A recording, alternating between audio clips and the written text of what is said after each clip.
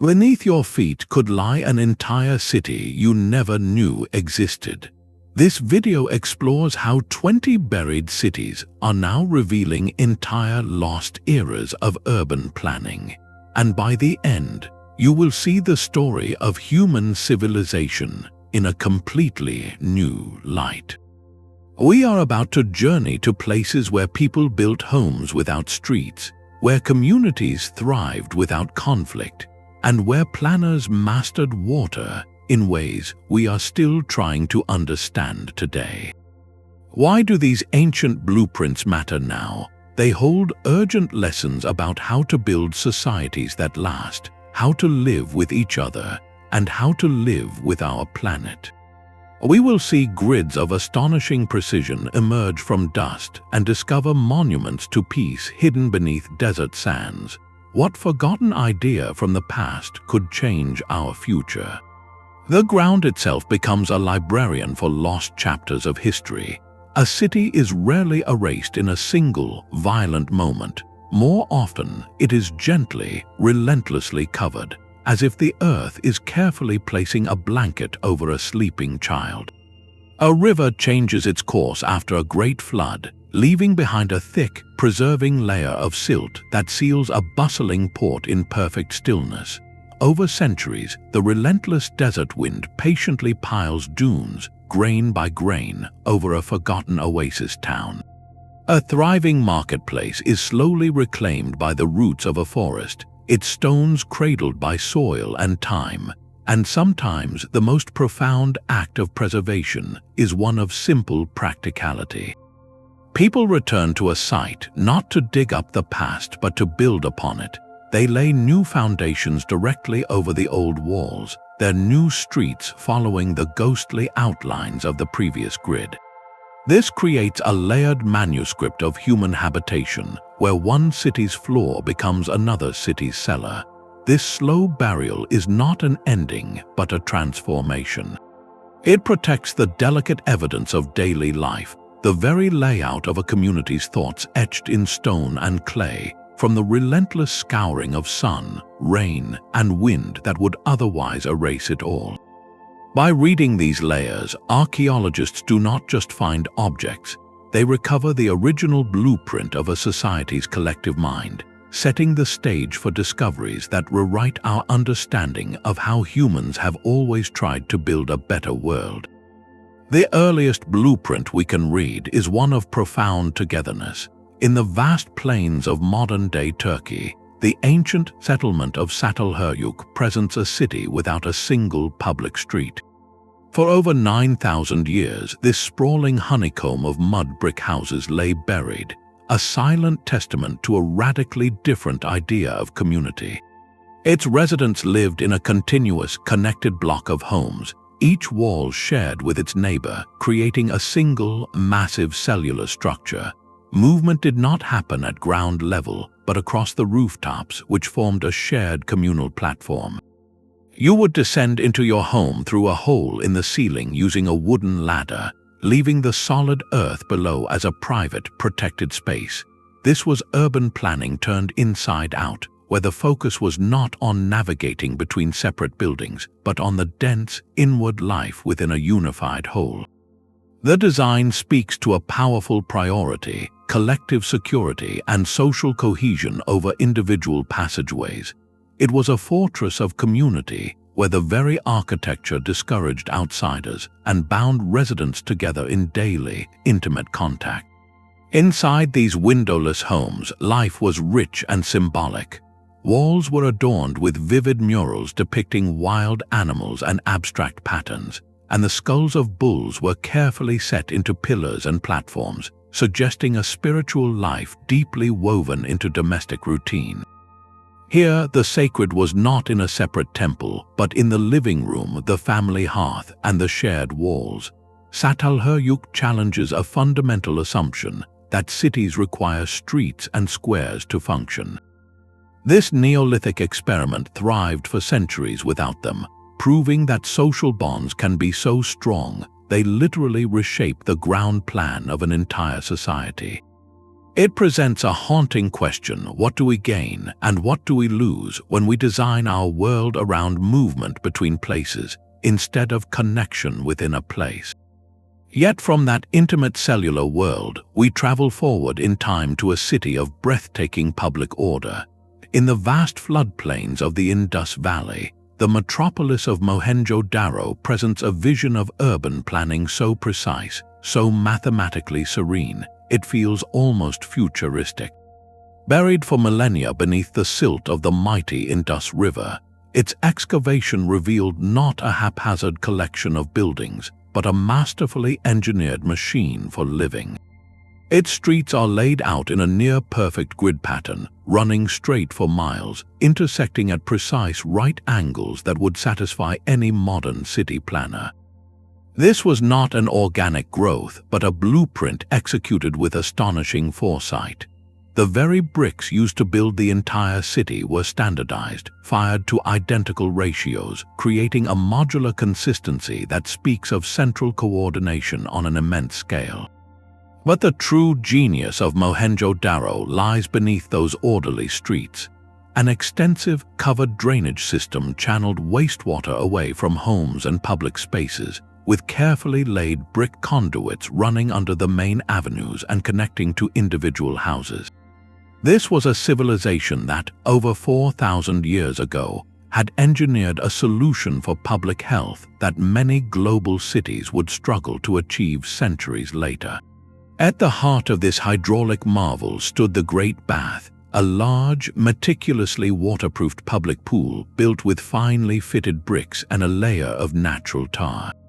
This structure, likely central to the community's ritual or social life, underscores a profound understanding of water, not just as a utility to be managed, but as a sacred element around which civic identity could coalesce. The entire design philosophy radiates a sense of egalitarian access. There are no monumental palaces towering over slums, but rather a remarkable uniformity in housing and civic infrastructure, suggesting a society where communal well-being and practical function were paramount. The authority that planned Mohenjo-Daro possessed a vision that married civil engineering with a deep concern for collective hygiene and order, creating a lost era of urbanism that valued standardization, cleanliness, and the quiet dignity of a well-run city. It presents a silent, powerful question: what does it say about a civilization when its most enduring legacy, dug from the earth, is not a trophy of conquest, but the elegant, functional gift of a clean street and flowing water? But what happens when time does not slow down but stops completely? While the name Pompeii is far from forgotten, its value lies not in being lost to history, but in being perfectly, devastatingly preserved within a single moment. The eruption of Mount Vesuvius in 79 AD did not gradually cover the city, it captured it. A superheated cloud of ash and rock descended, sealing every street, shop, and home in a thick, concrete-like shell. This catastrophic event gifted us not a ruined city, but a three-dimensional fossil of Roman urban life, a complete tactile blueprint of how a bustling provincial town was designed to function. Walking its excavated streets today is to step directly into the Roman ideal of the ordered city as an engine for commerce, governance, and leisure. The layout is a masterclass in purposeful zoning. The grand public forum served as the civic and commercial heart, surrounded by temples and government buildings. Just a short walk away, the amphitheater could hold nearly the entire city's population, a testament to the central role of public spectacle. The public baths were not mere amenities, they were social hubs where business deals were struck and gossip exchanged, integral to the daily rhythm. The stone streets themselves tell a story of constant motion, their surfaces worn deep with parallel ruts from the iron wheels of countless carts, a permanent record of the city's economic pulse. This preservation extends to the most intimate details. Graffiti scrawled on walls ranges from political endorsements to personal messages and price lists, giving voice to ordinary citizens. The layout of homes reveals the social fabric, from lavish villas with intricate mosaics and private gardens to modest workshops where families lived and worked in a single space. We can see how bakeries were positioned, where taverns clustered, and how homes were carefully designed to draw in light and air around central courtyards. This snapshot allows us to study traffic flow, district zoning, and the integration of public spaces with a clarity no historical text can provide. Pompeii shows us Roman urbanism not as a grand abstract plan, but as a living, breathing system frozen at its peak.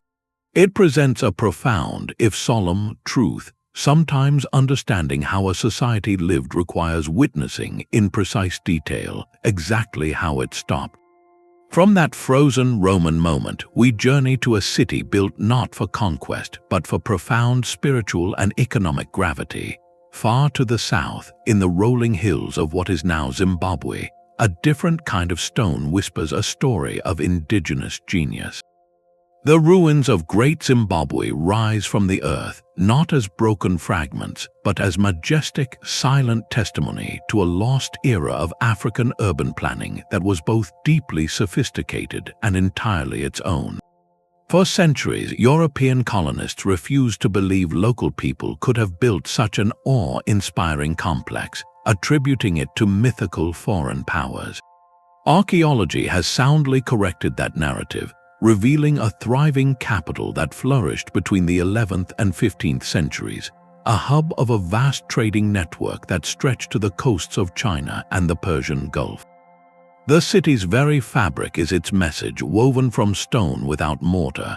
Its most breathtaking feature, the Great Enclosure, is a masterpiece of symbolic architecture. Imagine a massive, elliptical wall, over 30 feet high in places, constructed from precisely cut granite blocks fitted together so perfectly they have endured for nearly 1,000 years without any binding cement. Within this outer shell, a narrow, labyrinthine passage winds inward, creating a ceremonial path that builds anticipation, culminating at the base of a solid, enigmatic conical tower. This was not a castle for defense in a traditional sense.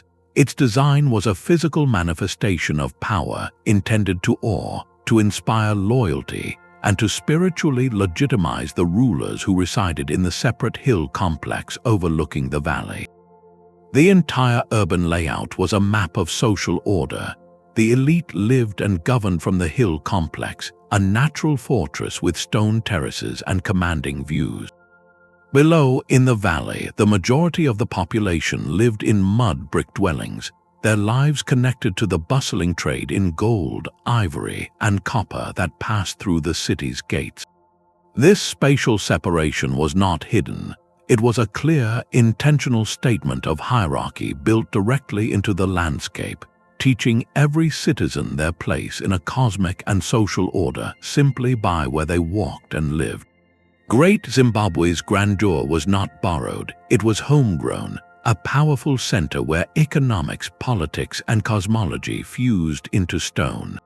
It forces us to ask, when we look at a city's plan, are we seeing just streets and buildings, or are we reading a sacred text written in the language of walls, pathways, and purposeful separation?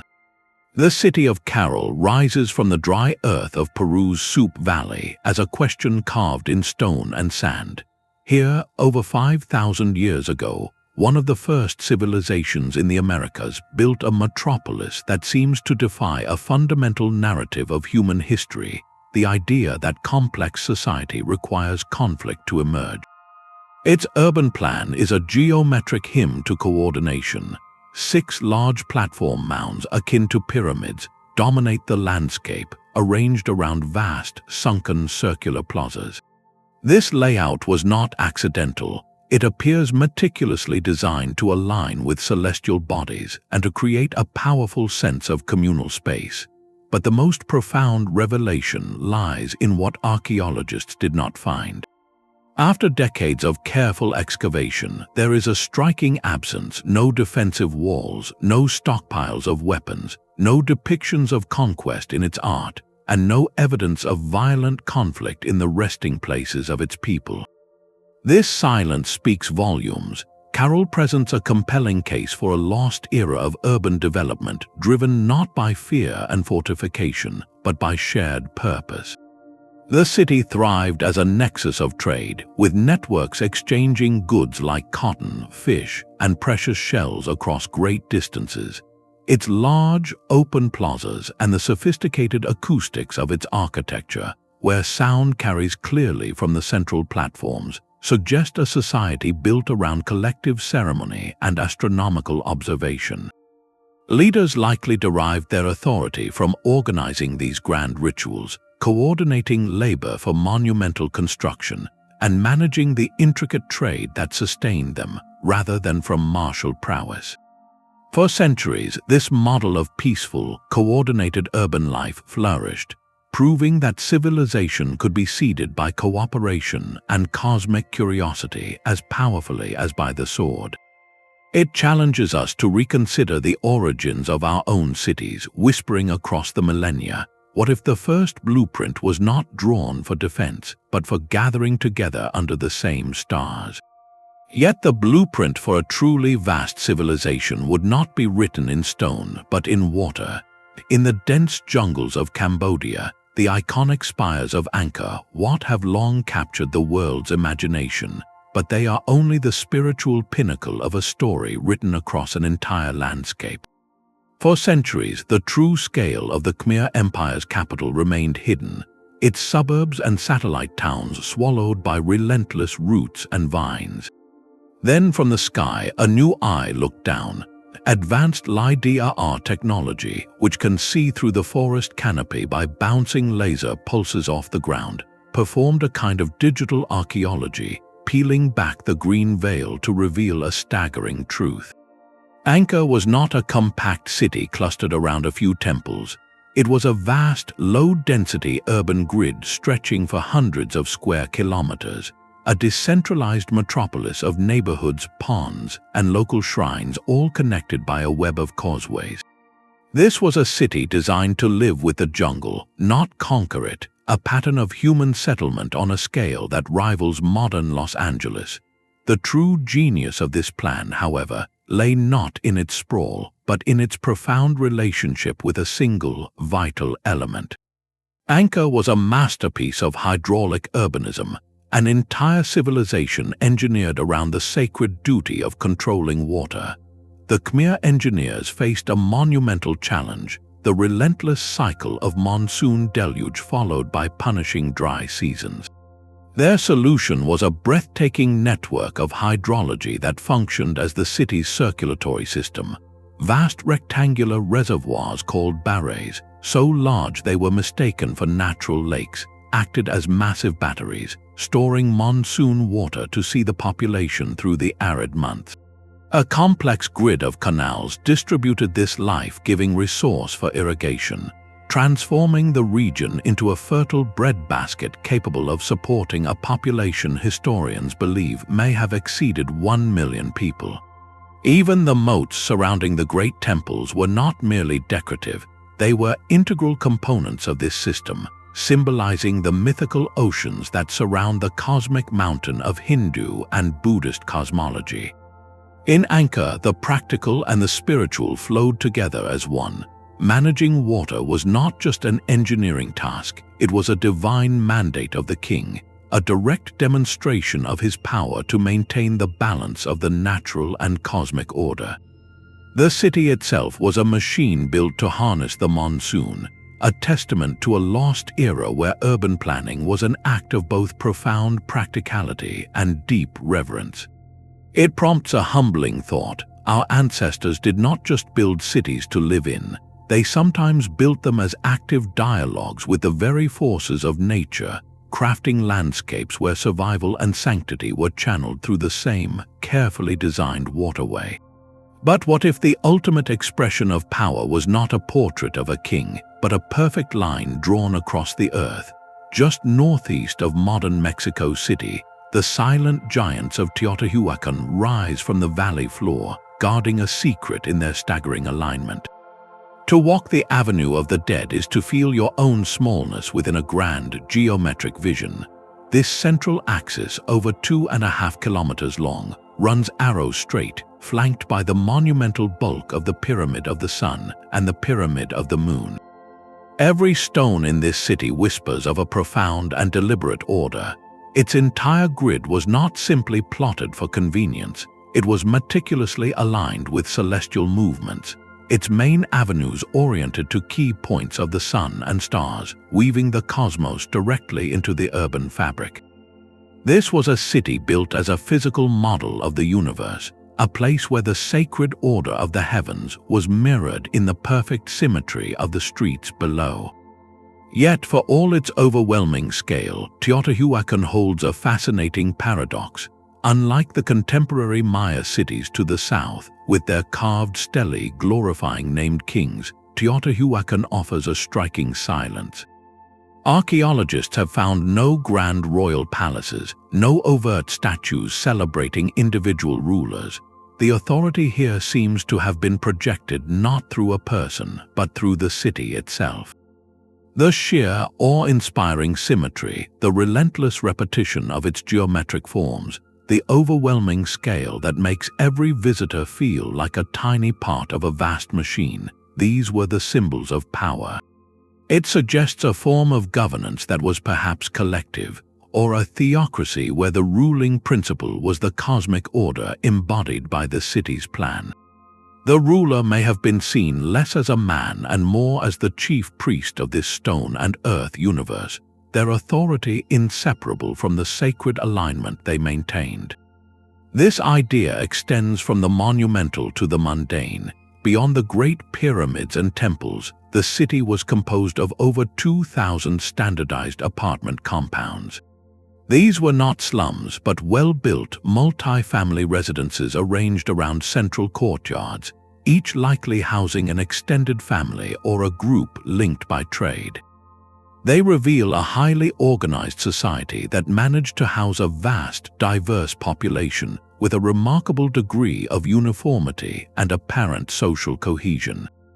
Teotihuacan presents a lost model of urban living where collective identity, forged through shared participation in a cosmic blueprint, may have been more powerful than the cult of any single individual. It asks us a quiet, monumental question: can a street plan be so perfect, so imbued with meaning, that it becomes the true ruler of a city? While Teotihuacan's rulers projected power through celestial lines on the surface, another civilization chose to hide its entire blueprint in the dark. Deep within the soft volcanic rock of Cappadocia, Turkey, lies a city that turns the very idea of urban planning upside down, or rather, straight down. Derinkuyu is not a monument to the sun or the stars, but a breathtaking feat of defensive subterranean engineering, a lost era of urbanism carved not for glory but for guaranteed tomorrow. This is a city that planned in the vertical, a layered labyrinth descending over 200 feet into the earth, a depth equivalent to an 18-story building buried underground. Its scale is almost incomprehensible. Archaeologists have mapped at least 8 expansive levels, with some estimates suggesting more remain unexplored, a hidden metropolis capable of sheltering up to 20,000 people along with their livestock and supplies. This was not a temporary bolt hole. It was a fully functional, long-term refuge, a complete society in reverse. Ingenious ventilation shafts, some stretching over 170 feet to the surface, provided a constant flow of fresh air to even the deepest chambers. Protected wells tapped into underground water sources, ensuring a self-sufficient supply.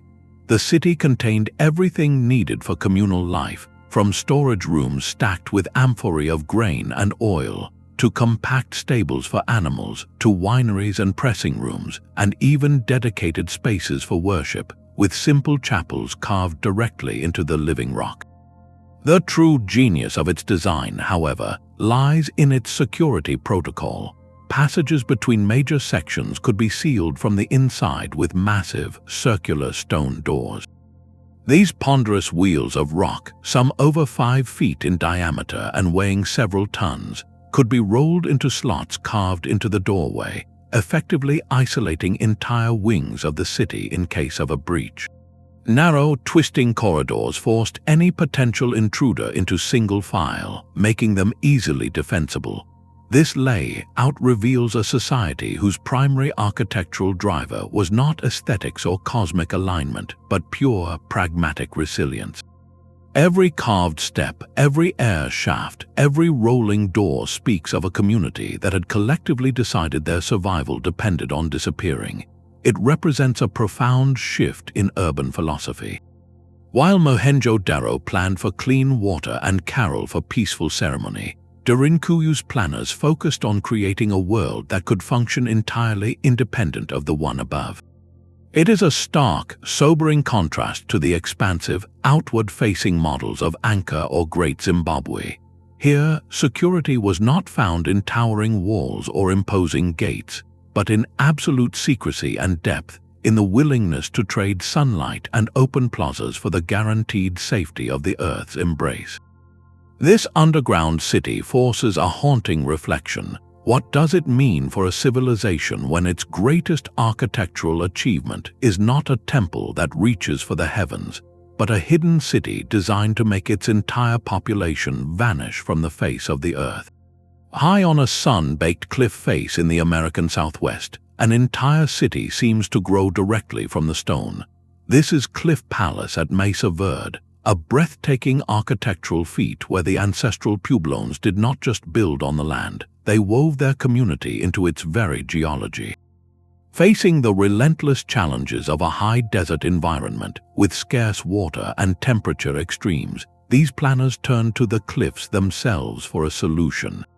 They constructed their multi-story villages beneath massive sandstone overhangs, using the natural alcoves as roofs and the canyon walls as ready-made foundations.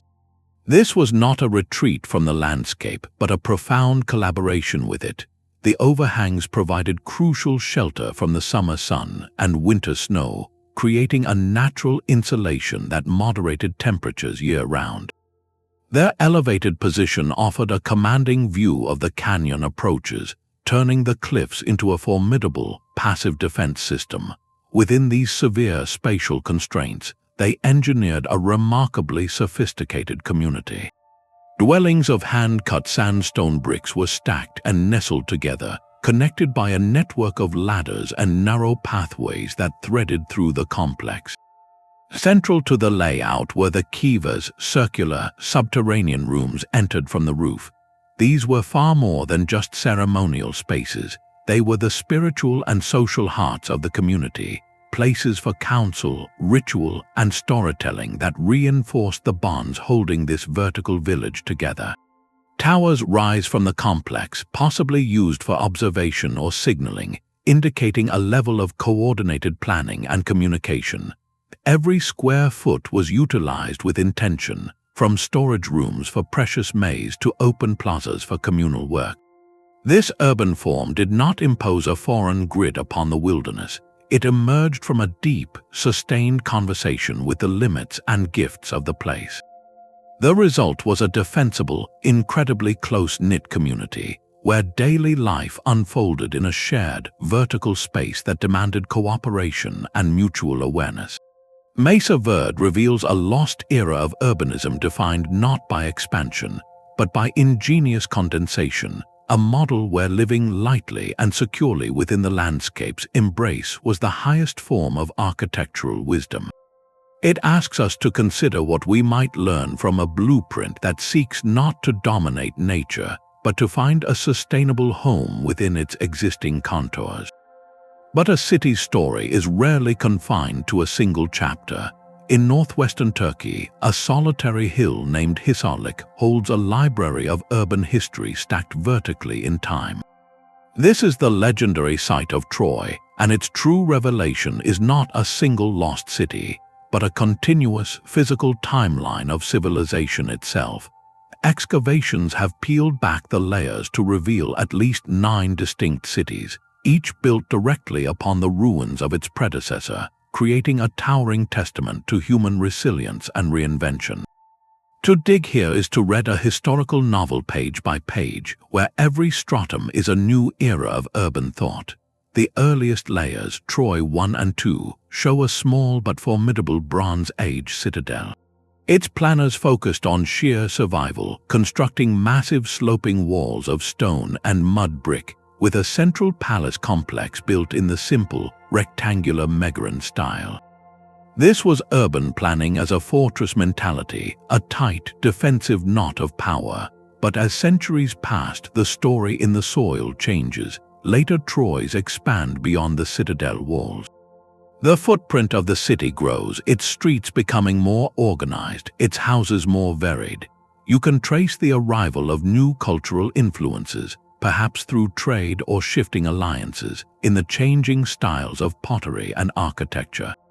Then comes the layer archaeologists identify as Troy 6, a city of wide, paved streets and grand, freestanding mansions with columned halls. This was a prosperous, outward-looking trading power, its planning reflecting confidence and connection to a wider world. The infamous Troy of Homeric legend, if it corresponds to a specific layer, would be but one dramatic episode in this long saga. The sequence continues upward through a Hellenistic city and culminates in the sprawling Roman metropolis of Troy 9, complete with a theater, baths, and a boulevard, a final, grand overlay of imperial order. This singular site demonstrates with stunning clarity how urban planning is never static. It is a living response, adapting to the relentless pressures of its age. Each new city on the hill was a direct answer to the lessons, failures, and new realities left by the last. A devastating earthquake might lead to stronger building techniques in the next layer.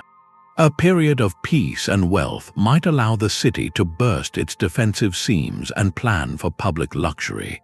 A conquest would imprint the architectural language of the new rulers onto the old street grid. Troy is the ultimate case study in urban transformation, proving that a city's blueprint is a palimpsest, constantly being erased and rewritten by the hands of war, peace, commerce, and time itself. The jungle does not surrender its secrets easily. It guards them behind curtains of vines and a chorus of unseen life. But at Palenque, the ancient Maya architects performed a kind of magic, not by conquering the wilderness, but by inviting it into the very heart of their city. Emerging from the lush highlands of Chiapas, this was an urban plan written in the language of the land itself.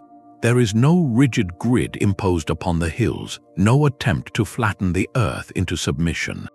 Instead, the city unfolds like a living organism, its white limestone temples and palaces cascading down natural terraces, following the gentle contours of the landscape as if they had grown there. Wide plazas were carved into the hillsides, connected by graceful stairways and ramps that respected the slope. This was a masterclass in organic integration, a lost era of urbanism where the first rule was to listen to the ground beneath your feet. The planners of Palenque understood that harmony with the environment was not a poetic ideal, but a practical necessity for survival, prestige, and spiritual connection. They built an acropolis, a sacred hill city, where every structure was in a deliberate, graceful conversation with the earth, the sky, and the endless green that surrounded it. This conversation is most eloquently spoken through water. The Maya revered water as a sacred force, the blood of the earth and a conduit to the underworld. At Palenque, they became hydrological poets. They engineered a sophisticated network of aqueducts, some underground and some open channels, that used gravity to guide the abundant rainfall from the hills through the city center.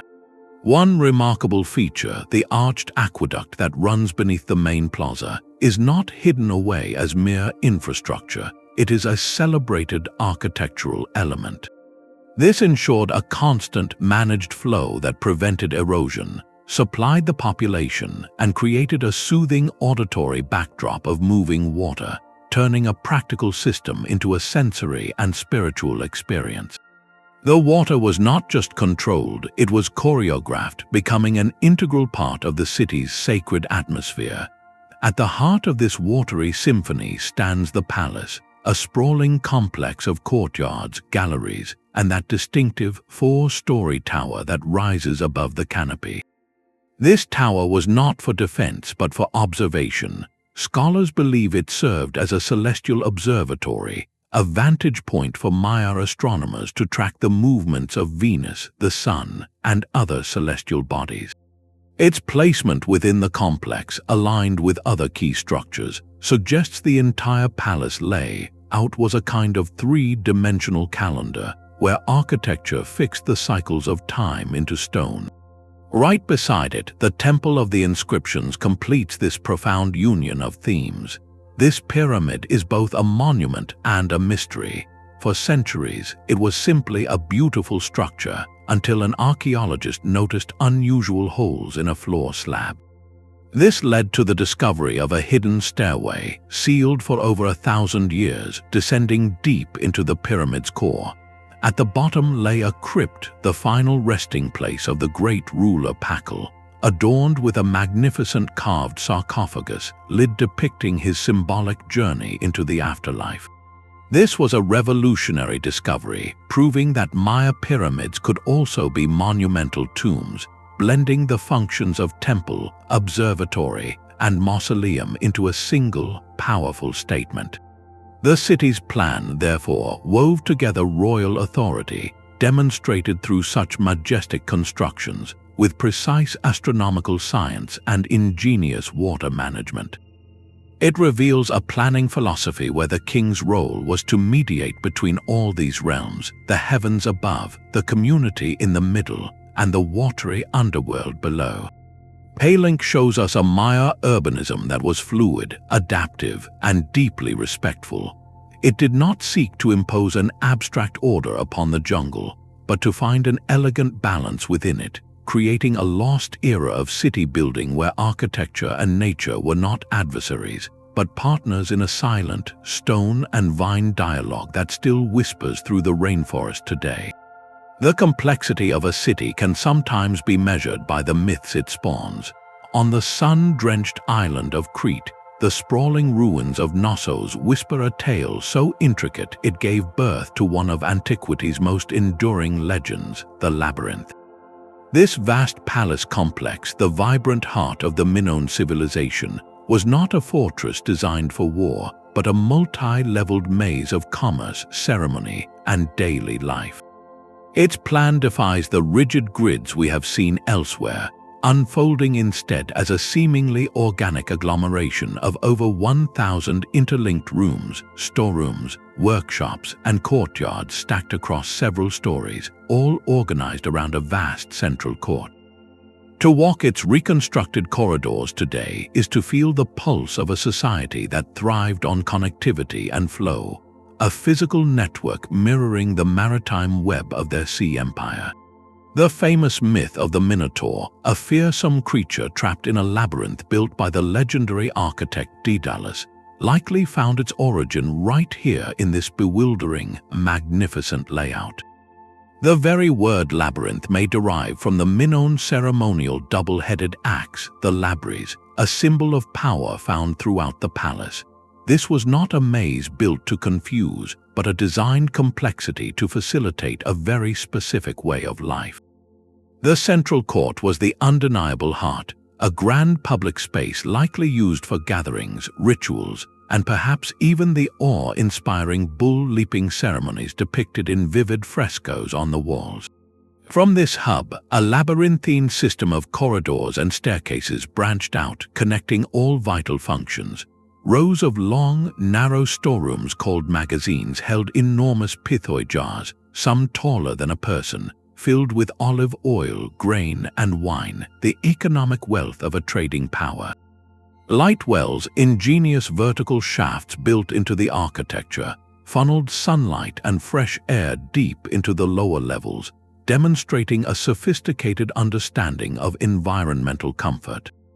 Perhaps most astonishing for its time was the advanced plumbing. The Minoans engineered a system of terracotta pipes for fresh water and elaborate stone drains for waste, complete with settling tanks, a level of hydraulic planning that would not be seen again in Europe for over 1,000 years. This attention to sanitation and the flow of water speaks to a civilization deeply concerned with the practical elegance of daily living. Unlike the heavily fortified citadels of mainland Greece, Knossos shows no signs of massive defensive walls. Its security seems to have been rooted in its naval dominance, a thalassocracy that controlled trade routes across the eastern Mediterranean. The palace was not a defensive stronghold, but an administrative and ceremonial nucleus, a redistributive center where goods flowed in from across the empire and were stored, processed, and traded. Its very complexity was a testament to its role as the central processor for an entire maritime network. Here, we see a lost era of European urban planning that was profoundly non-militaristic, outward-looking, and centered on palatial hubs that managed both the sacred and the economic with a fluid, almost organic grace. The labyrinth was not a prison for a monster, but the brilliant, bustling blueprint for a civilization that found its power and its identity not in walls of stone, but in the boundless pathways of the sea. Across the wide Mississippi, a city of earth once rivaled the great capitals of the world. Just east of where the gleaming Gateway Arch now stands in St. Louis, the sprawling metropolis of Cahokia rose from the fertile floodplains, its skyline not of stone but of sculpted soil. This was the largest pre-Columbian settlement north of Mexico, a bustling hub where perhaps 20,000 people lived, traded, and participated in a society whose ambitions were literally monumental. The entire urban blueprint was an expression of earthworks, a carefully orchestrated landscape of over 120 mounds, from small platform bases to the staggering bulk of Monk's Mound. This colossal structure, covering over 14 acres at its base and rising 100 feet high, required the movement of an estimated 22 million cubic feet of soil, all carried in woven baskets. Such a feat speaks of a society with not just the labor force, but the shared vision and organizational genius to execute projects spanning generations. The city's layout was a clear map of social and spiritual order. The Grand Plaza stretched before Monk's Mound, a vast, leveled field for public gatherings that could have held thousands, flanked by other important platform mounds that likely supported the homes of the elite or temples for ceremony. This central axis created a ceremonial precinct, separating the realm of authority and the sacred from the surrounding neighborhoods of thatched houses, workshops, and agricultural fields. But Cahokia's planners were not just building a stage for power, they were aligning their city with the cosmos itself. Key mounds are positioned to mark the solstices and equinoxes, and to the west of the Grand Plaza, archaeologists discovered the remains of a series of large, circular patterns of wooden posts, now called wood henges. These circles functioned as sophisticated calendar markers, where certain posts would align with the rising sun from the vantage point of Monk's Mound on specific sacred dates. The entire city, therefore, was a giant astronomical instrument, its earthen geometry designed to harness and celebrate the cycles of the sun, tying the rhythm of civic life directly to the celestial order. This points to a lost era of indigenous urbanism in the heart of North America that was every bit as complex, populous, and cosmologically sophisticated as its better-known counterparts to the south. Cahokia's legacy, written in grass-covered earth, challenges old narratives and reveals a continent alive with ambitious, coordinated city building long before European contact, its silent mounds holding the memory of a society that shaped the very land into a testament of their collective belief and belonging. The desert demands a different kind of blueprint, one written not in ink or stone, but in the careful absence of both. Petra is that blueprint, a city born from subtraction. As you leave the open expanse and enter the sick, a winding, towering fissure in the rose-red sandstone, the world transforms. This is not a street built, but a canyon chosen. For nearly a mile, the path narrows between cliffs that soar hundreds of feet overhead, a natural, defensible corridor that funnels every visitor toward the heart of the Nabatean kingdom. The genius of Petra's plan begins with this decision to use the landscape itself as both a monumental gateway and an impenetrable first wall. You are walking a processional route engineered by nature and perfected by human hands. Then, as the canyon walls finally part, the rock face itself seems to breathe, giving form to the treasury. This iconic facade is not a building placed against the cliff. It is the cliff, meticulously carved back to reveal a two-story monument of columns, statues, and urns, all glowing with the desert's own fiery palette. This is the essence of Petra's urbanism, a city facaded from the living earth. The Nabateans, master traders who controlled the incense routes between Arabia and the Mediterranean, did not quarry stone to build up. They carved down, sculpting tombs, temples, and an entire theater with seating for thousands directly into the mountainside. Their wealth and security were displayed through this breathtaking architectural artistry on a geological scale, a permanent advertisement of their power carved into the very bones of the land. Yet this stunning beauty was underpinned by an even more vital engineering triumph, the mastery of water in a place that receives only a few inches of rain each year. The Nabateans were hydrological alchemists. They built a sophisticated network to capture every precious drop, constructing dams to divert flash floods away from the sick, carving channels along the cliff faces to guide water, and excavating vast underground cisterns to store it. Their city was a machine for survival, turning sporadic, violent deluges into a reliable, life-sustaining resource that allowed a metropolis of tens of thousands to flourish in the heart of the desert. Petra reveals a lost era of urbanism defined by dramatic negotiation, where planners did not fight the unforgiving landscape, but collaborated with its form and scarcity to create something both impregnable and magnificent. A capital that was less built and more revealed, a secret city that made its own cliffs sing with wealth and ingenuity. A city's identity can be a palimpsest rewritten by every new hand that holds the pen. In the rolling hills of modern Pakistan, the ancient site of Taxila offers not one lost city, but three, stacked in time and space like chapters in a manual on how cultures collide and reshape a place.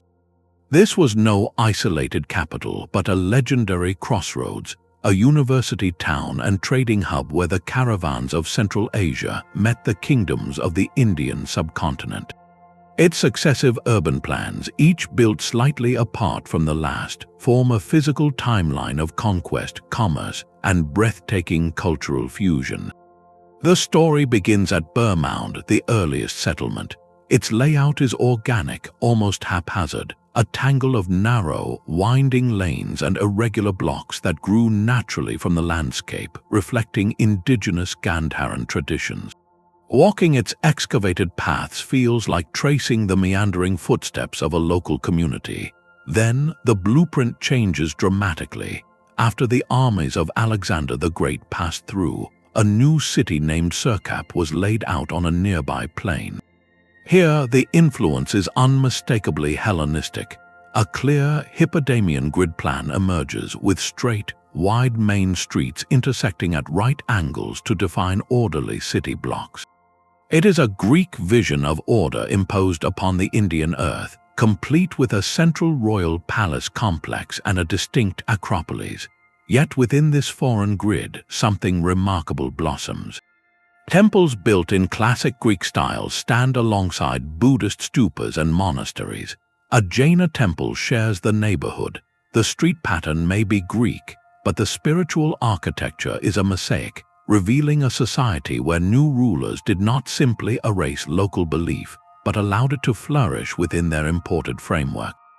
This syncretism reaches its peak with the third city, Sursuk, built by the Kushan Empire. Its plan shifts again to a massive fortified square surrounded by thick, rampart walls with projecting bastions, a design echoing Central Asian nomadic military encampments. It speaks of a powerful, security-conscious state. Yet inside those formidable walls, the cultural blending only deepened. The Kushans, great patrons of Buddhism, funded monumental monasteries and stupas, while their coinage and art fused Greek, Persian, and Indian deities into a unique pantheon. Taxila teaches us that urban planning is often the most honest archaeology of ideas. You can see the Persian love for monumental terraces, the Greek obsession with geometric order, and the Indian focus on monastic complexes, all layered upon one another. This was not a story of one culture overwriting another, but of a continuous, creative conversation in stone and street. The city itself became a living textbook, a lost era where the blueprint for a thriving metropolis was not purity, but purposeful, dynamic synthesis. The blueprint for a city can vanish beneath the waves, but its story remains, waiting for the sea to whisper it back. Off the coast of Egypt, where the Nile once met the Mediterranean, the legendary port of Thonis Heracleion slept in silence for over 1,000 years, its memory preserved only in scattered Greek texts and Egyptian inscriptions. Then, in the late 1990s, an underwater archaeologist named Frank Gaudio, working from ancient clues, began to survey the murky seabed of Aboukir Bay. His team's sonar soon revealed colossal, ghostly shapes lying in the silt. Divers descended, their lights cutting through the dark water to illuminate a sight that had not been seen since the city slowly sank, victim to rising sea levels, earthquakes, and the soft, liquefying clay of its own foundations. They were not looking at scattered wreckage, but at an entire urban landscape, frozen in its final moments. Enormous statues of a pharaoh and a queen, each standing over 16 feet tall, lay face down on the seafloor as if gently laid to rest. A massive stone stele, inscribed with a royal decree in both Greek and Egyptian, stood perfectly preserved.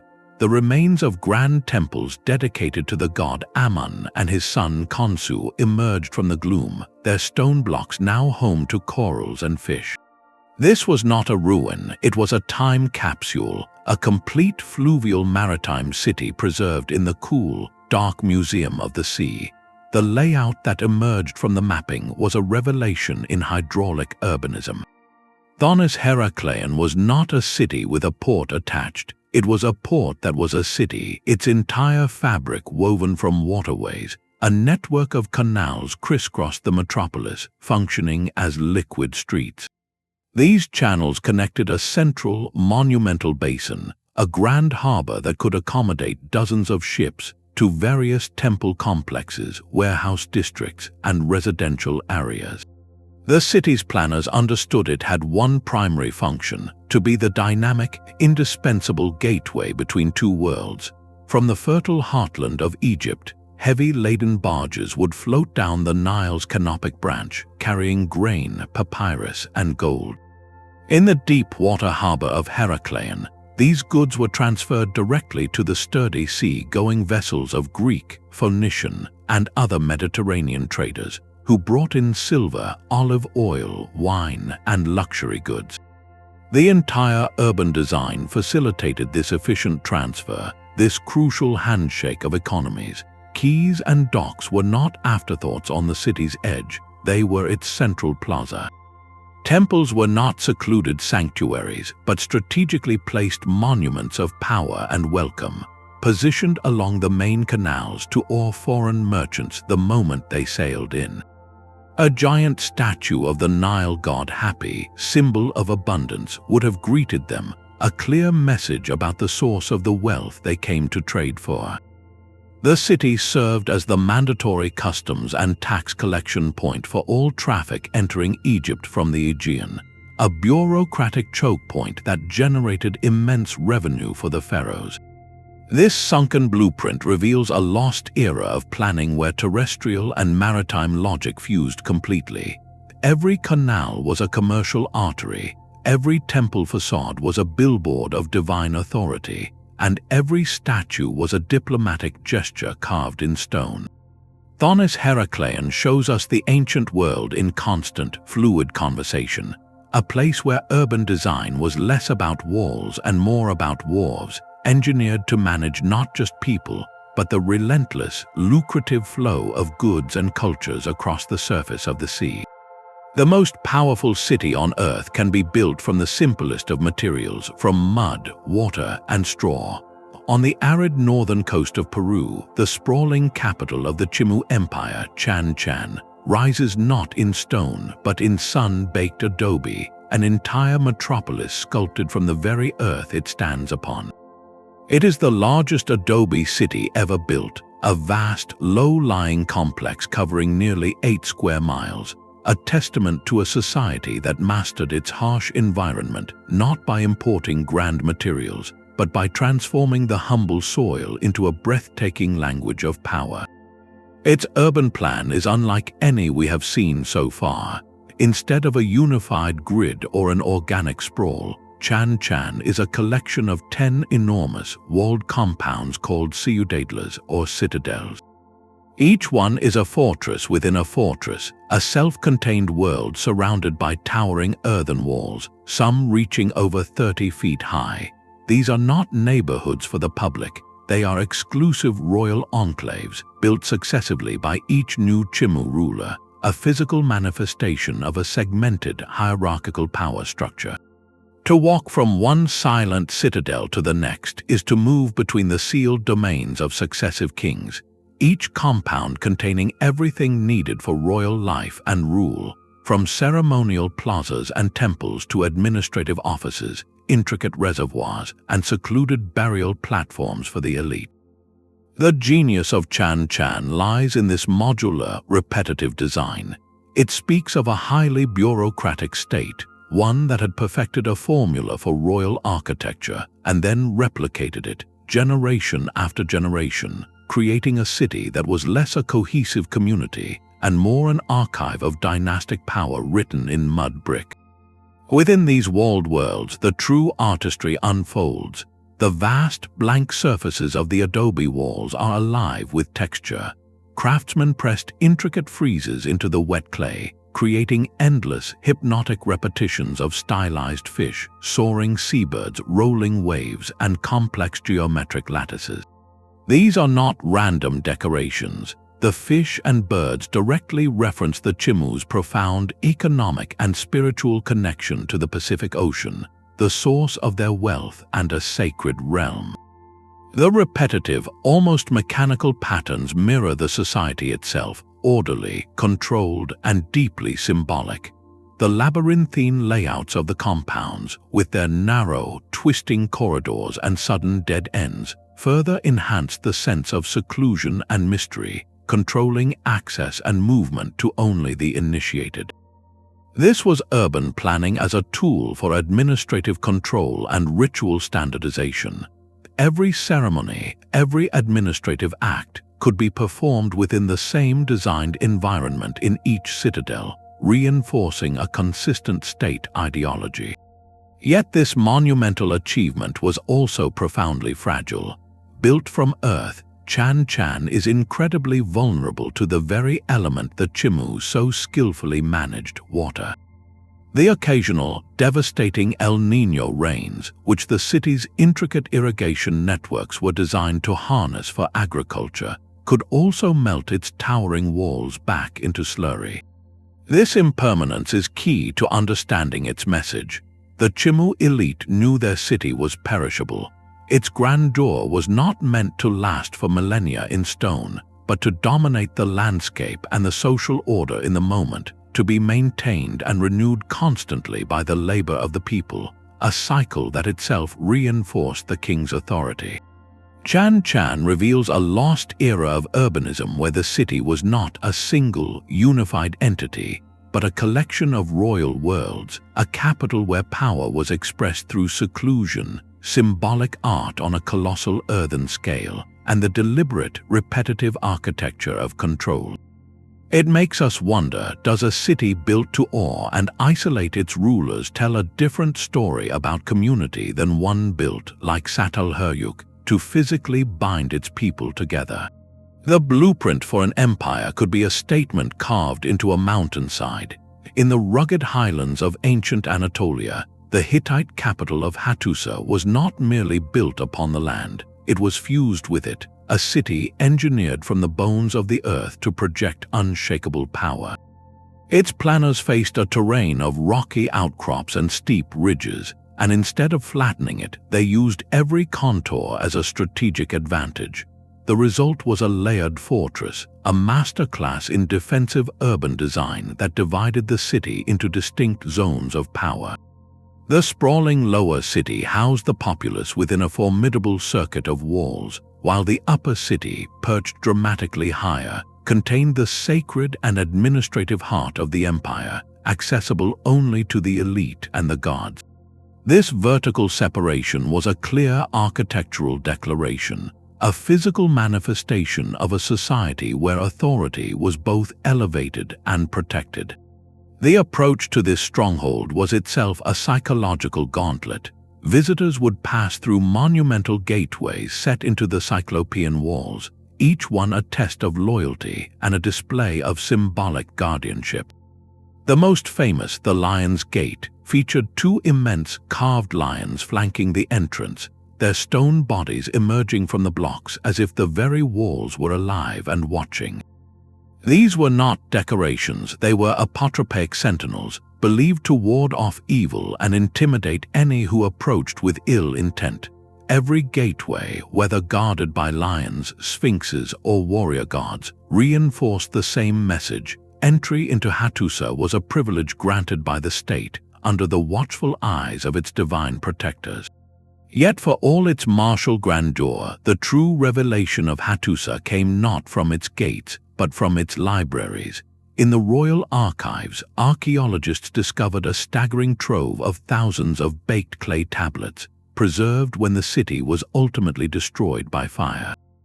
This was the empire's mind, meticulously filed away. The tablets provided the written counterpart to the stone and earth blueprint, detailing everything from intricate legal codes and international treaties to meticulous religious rituals and administrative inventories. We learn of a highly centralized bureaucracy that managed grain stores, military levies, and distant provinces, all coordinated from this mountain capital. The city's physical layout made perfect sense of this paperwork. The fortified upper city with its massive temples to the storm god and sun goddess was the command center where divine will and royal decree were one and the same. Hattusa reveals a lost era of strategic, administrative urbanism where every element, from the placement of a gate to the filing of a tablet, served a unified purpose: to consolidate and project the complex authority of a Bronze Age superpower. It presents a powerful synthesis, the city as both an impenetrable fortress and a meticulously organized filing cabinet, proving that the most enduring empires are built not just on walls but on words. A city can be built not for commerce or defense but for the quiet cultivation of the mind. In the gentle hills of central India, the sacred complex of Sanchai presents a different blueprint entirely, one designed for a community whose work was spiritual, not secular. This is not a metropolis of homes and markets, but a meticulously arranged landscape for monastic life, a specialized form of urban planning dedicated entirely to the pursuit of enlightenment. Its heart is the Great Stupa, a massive hemispherical dome of brick and stone crowned by a ceremonial parasol and encircled by a beautifully carved stone railing. This monument is not a tomb or a temple in the traditional sense, but a reliquary and a cosmic diagram, representing the Buddha's passage into final peace. The entire site unfolds from this central point, following a plan of profound serenity and intention.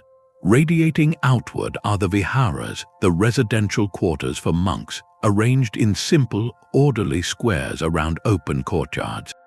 These were not just dormitories but cells for study and meditation, their design minimizing distraction and fostering inward focus.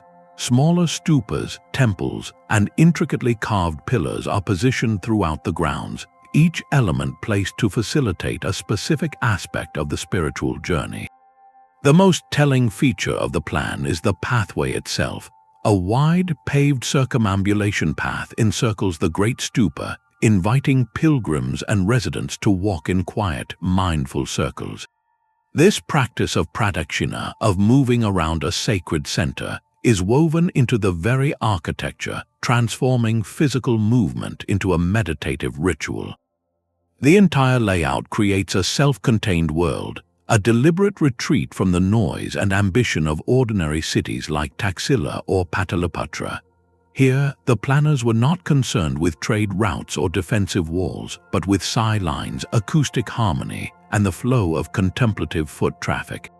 Every stone gateway or torana is a masterpiece of narrative sculpture depicting scenes from the Buddha's life and Jataka tales, serving as both an aesthetic marvel and a visual teaching tool for those who passed beneath.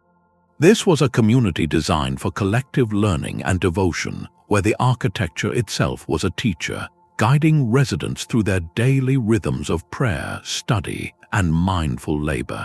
Sanchai reveals a lost era of monastic urbanism, where the goal of planning was not to facilitate economic exchange or display royal power, but to construct an environment that would actively support a philosophical revolution. It asks a quiet, profound question: what does a city look like when its primary industry is not goods or governance, but inner peace? Sometimes the most profound discoveries are not made in remote jungles, but in our own backyards, revealed by a simple change in the weather. In the winter of 1850, a fierce storm battered the Orkney Islands off the coast of Scotland, stripping away grass and sand from a large, mysterious mound known as Skara Brae. What the storm uncovered was not a single ruin, but an entire village, a perfectly preserved time capsule of stone that had been sleeping for over 5,000 years. This settlement is older than Stonehenge, older than the Great Pyramids of Giza, a complete neighborhood from the dawn of settled life in Northern Europe. Its blueprint is one of astonishing intimacy and resilience, a lost era of urban planning written not for kings or gods, but for families huddled against the cold. The entire village is a lesson in communal survival, carved directly from the landscape. The builders did not raise their homes upon the ground, they sunk them into it. Each house was constructed inside a midden, a mound of domestic waste material like animal bones and shells, which acted as a natural insulator against the relentless North Atlantic winds. Thick stone walls, also packed with this midden for extra warmth, defined each circular dwelling, but the true genius of the plan lies in the connections. These homes were not isolated units. They were linked together by a network of low, covered passageways, roofed with flat stone slabs. You could move from your neighbor's house to your own without ever stepping outside into the brutal weather. This was a village designed for maximum social cohesion and minimum exposure, a stone hive where community was literally built into the architecture. Inside each single-room home, the layout is strikingly familiar, a Neolithic blueprint for domestic comfort. Against the walls, stone box beds were filled with soft heather, still bearing the imprint of their last occupants. A central, square hearth provided warmth and light for cooking. Most remarkably, opposite the doorway stood a stone dresser, a shelved unit that likely held cherished possessions or symbolic items. This recurring furniture layout in every home suggests a shared cultural understanding of how a living space should be organized, a standardized domesticity that speaks of deep social bonds and common ritual. There were no streets, no grand plazas, no monuments to individual power. The entire village was a single, interconnected organism focused on collective warmth, security, and the rhythm of daily life. Its abandonment was gradual, likely due to climatic shifts that made subsistence impossible, and the sands gently sealed it, protecting its stone furniture and passageways for millennia. Skara Brae offers a humbling correction to our view of prehistory. It reveals a sophisticated, vernacular intelligence, a community that mastered its harsh environment through simple, brilliant design. This was urban planning at its most fundamental and human scale, where the blueprint emerged not from an abstract idea of order, but from the direct physical needs of staying warm, staying safe, and staying together. In this windswept stone village, we find not the origins of monumental power, but the enduring foundations of home. These scattered blueprints begin to form a single, global conversation when we step back and listen. From the Indus Valley to the Mississippi Basin, from the Cambodian jungle to the Turkish plains, the same fundamental questions echo across the centuries, answered in stone, earth, and water. The first and most vital thread is the sacred duty of control. Whether facing monsoon deluge or desert drought, ancient planners recognized that a city's survival was a negotiation with water. The covered drains of Mohenjo-Daro, the vast barrays of Angkor, the cliffside aqueducts of Petra, and the subterranean cisterns of Derinkuyu, you all speak to the same imperative: to transform a natural threat or scarcity into a reliable, life-giving system. This was not mere engineering, it was the foundation of civilization itself, turning unpredictable nature into a predictable partner. A second, powerful pattern emerges in the language of form. Cities were not just places to live, they were three-dimensional statements of belief and power. The celestial axes of Teotihuacan, the earthen astronomy of Cahokia's mounds, the cosmic symbolism of the great stupa at Sanchai, and the inward-facing cellular world of Çatalhöyük all used physical space to express a worldview. Urban form became a tool to teach, to awe, and to legitimize, whether that authority came from a king, a priest, or the collective will of a community. The design itself was the message, instructing every citizen on their place in a social and cosmic order simply by how they moved through it. We also see the diverse architectures of security. For some, safety meant elevation, building into cliff faces like Mesa Verde or upon fortified hills like Hattusa. For others, it meant disappearing entirely, crafting hidden underground cities like Derinkuyu. For trading powers like the Nabateans at Petra, security was woven into the very approach, a narrow, defensible sick that funneled all visitors through a monumental gateway. And for ports like Thonis Heracleion, security was economic, rooted in controlling the lucrative flow of goods.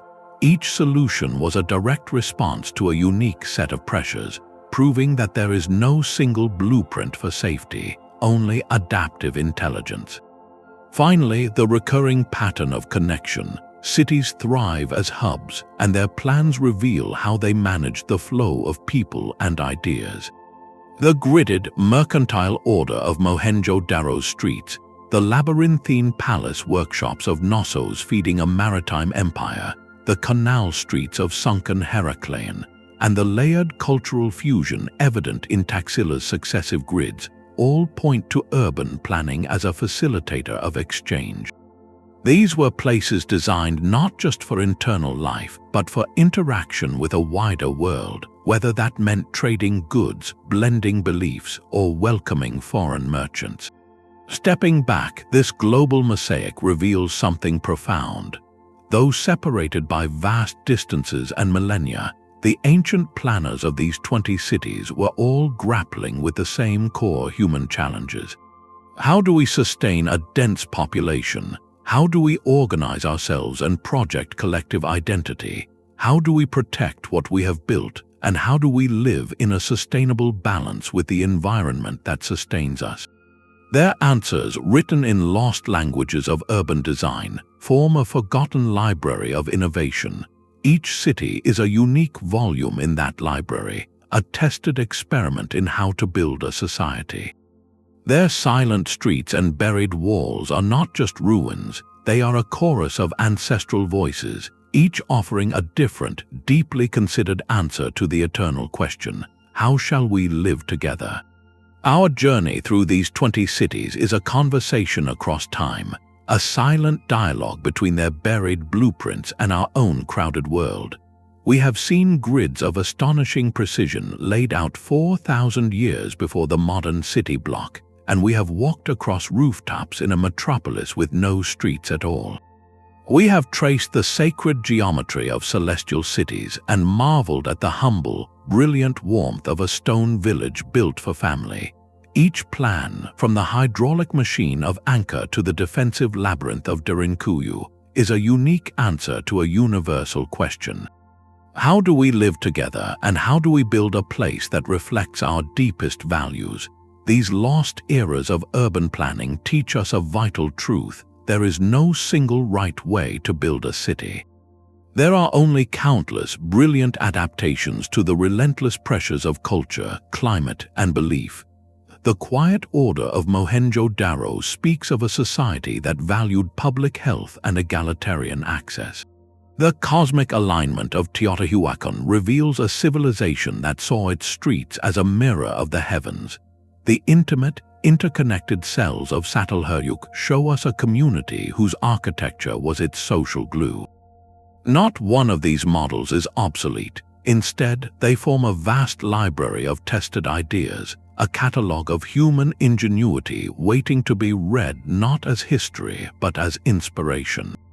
As we face our own pressing urban challenges of environmental sustainability, of housing density, of fostering genuine community in an age of digital isolation, these ancient whispers become urgently relevant. Could the water mastery of the Khmer inform how we manage our own floods and droughts? Could the communal focus of the ancestral pueblones inspire more intimate, sustainable neighborhood design? Could the peaceful coordination of Caral remind us that cooperation can be a more powerful foundation for society than we often assume? These silent stones urge us to think more creatively, to see our own cityscapes not as finished products, but as living experiments in collective life. They remind us that every street we pave, every park we designate, every decision about where people live and how they connect, is a statement we are making to the future. Our own urban footprints, the concrete and steel layers of our metropolises, will one day tell a story about who we were and what we prioritized. What will that story be? What will future archaeologists learn from the patterns we leave in the ground? Perhaps they will see our ingenuity, or perhaps they will see our short-sightedness. The lesson from these 20 buried cities is ultimately one of humility and hope. We are not the first to wrestle with these problems, and we do not have to start from scratch. The past is not a graveyard of failed ideas, but a fertile field of forgotten solutions. Let these silent cities be more than mysteries, let them be mentors. They prove that human creativity, when applied to the fundamental project of building a home together, is boundless. Which of these lost blueprints speaks most powerfully to you? Does the hydraulic genius of Petra inspire you, or the communal warmth of Skara Brie? Share your thoughts in the comments below, and subscribe to keep exploring the profound, whispering mysteries of our shared human past.